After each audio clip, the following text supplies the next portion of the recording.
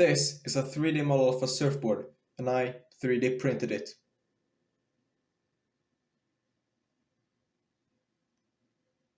Here it is in better lighting, and you can see that the surface didn't turn out that great, but it doesn't need to, and it just adds better grip anyways. And you can also see that I tied a safety string to it so that I can tie it to my arm. But let's try it. First, I just tried running with it, but obviously that didn't work. So I tried the next best thing.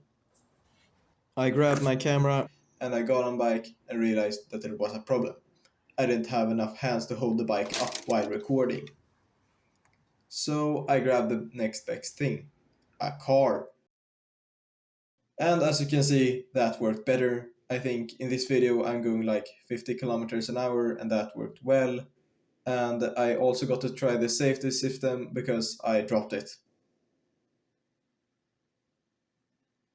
It did work well though, and I was able to get it. And the model is available for download for free in the description or in the comments. I don't know, because YouTube has this weird rule that I can't post links, but here's some information if you download it.